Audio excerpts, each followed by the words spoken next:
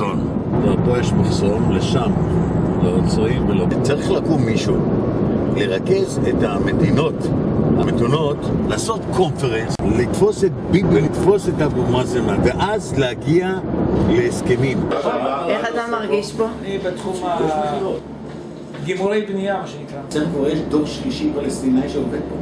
יש פה כ-5,000 עובדים פלסטינאים. יש פה בסביבות 200-250 מופעים. מכל העוז ועוז, מיפן, סין, קוריאה, איטליה, זה כתבי עיתונות, רדיו וכתבי... כנראה שגם ישראל עזרה להם בכרטיסים, בשביל לסחור אותם מכוח פנימה. בטח. אוקיי. We are in Twitter Plus that manufacture all sorts of products for the air condition industry. We are like one unit, one big family. We have also workers from the immigration from Russia that lives in Barkan or Ariel. I live in a kibbutz in the south of Israel, where we have the Grad missiles in our head. And I am from the left side of the government.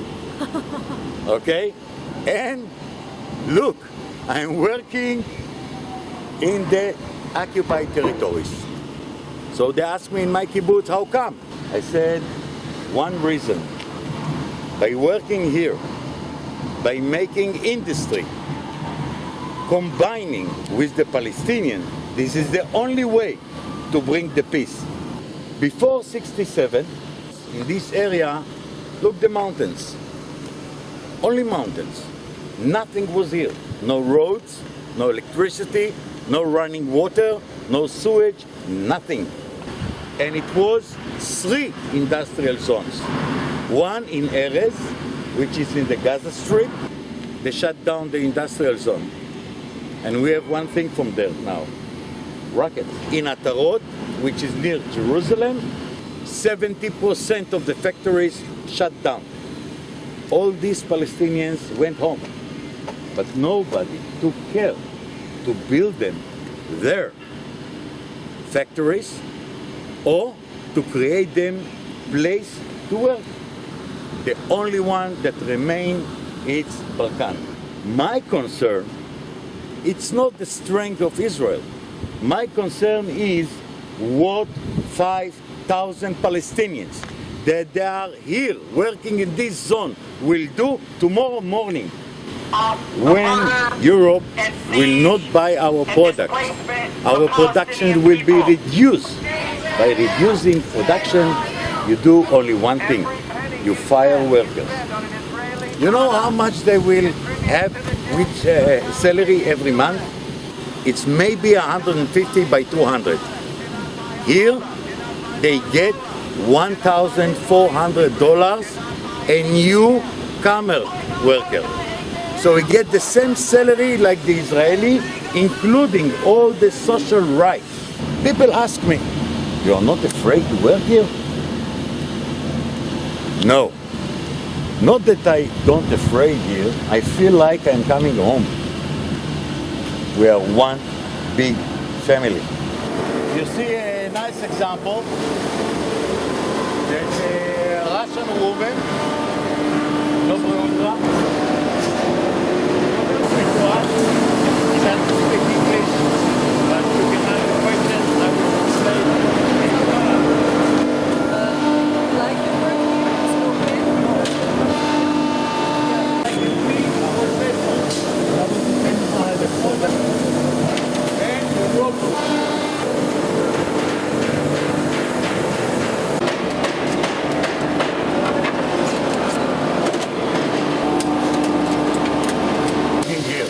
כמה שנים אתה עובד פה? He worked here 20 years. אוקיי? אצלנו בשטחים אין לנו מקומות עבודה. תנאים של העבודה שאנחנו מקבלים בו לא נמצאים אצלנו שם בשטחים. במשכורת שאני מקבל בו, אני לא אקבל אותה כאילו בשטחים. I'm the president of the Israeli-Palestinian Chamber of Commerce. Just to put you in a picture, generally in Israel there are about 45 binational Chamber of Commerce. Now, our main goal is to increase business between Israelis and Palestinians. We are private sector, we are not involved with the government. We strongly believe that the economy in Palestine should be stronger, people will be able to go home with nice salaries and to create a normal standard of living. That's why we are doing all the efforts possible to make more and more business opportunities, to create more business opportunities between Israelis and Palestinians. So I don't know how much background you have, but you must understand, maybe the turning point is 1994, which is the Oslo Agreement, and on the economic side, you've got what is called the Paris Protocol. The Paris Protocol is actually the agreement that is actually the basis for the economic dimension of the relation between Israel and the PA. Okay? This industrial zone is part of an overall policy. You might agree, you might disagree with it, but the idea is that as long as there is no final status solution between Israel and the Palestinian, this area, it is to the Palestinian and to the Israeli to decide in the final status agreement what will be the status of the settlements and the industrial zone.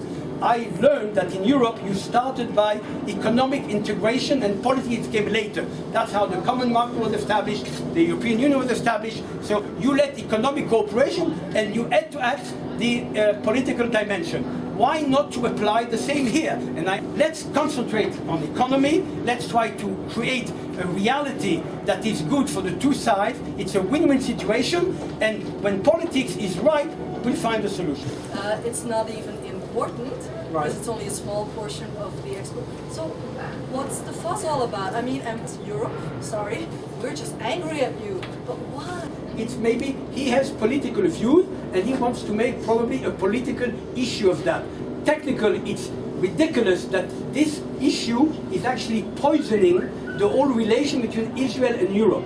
The dimension of the problem is very small. We're talking about $50 million of Israeli export to Europe out of $15 billion of export. The fact that the Europeans make such a fuss about it, and the fact that maybe the Israeli government makes a fuss about it, is probably because they are talking politics. And it's a pity that the very good relation with Europe, which are a major partner both in export and export, should be contaminated with this issue, which is really taking out of proportion. Europe, instead of making efforts to put the Israeli leaders and the Palestinian leaders to sit and talk, this is more important, and not to deal with non-issue items that make a big fuss and make only the extreme people from both sides more and more hard in their decisions. Europe should put more attention in how to put the leaders together and talk than just dealing with small things that make people more today. When the products coming to the Europe, Yes. what would happen to the products? Nothing. Nothing. The labeling is on consumer goods, especially food and cosmetics. There is no requirement for labeling the spare parts into the final product. So when the final product comes out of here and goes to Europe, first it pays custom, second, according to the regulation of the country that imports, he will say it's produced in Barkan, Israeli settlement. That's the requirement, okay? How many products of that kind you will find on the market? I think very little, because there aren't so many finished products which are produced in the West Bank by Israelis in the industrial zone and are sold on the shelf of shops in Europe. Is there any organization of the Palestinian workers to help you in your defense of the production? No, because Palestinians will not go out to the press, etc., and talk and don't show themselves because they're afraid. And of course, we are putting now the roots, the infrastructure for the future, because we have in personal matters we have a fantastic relation with many.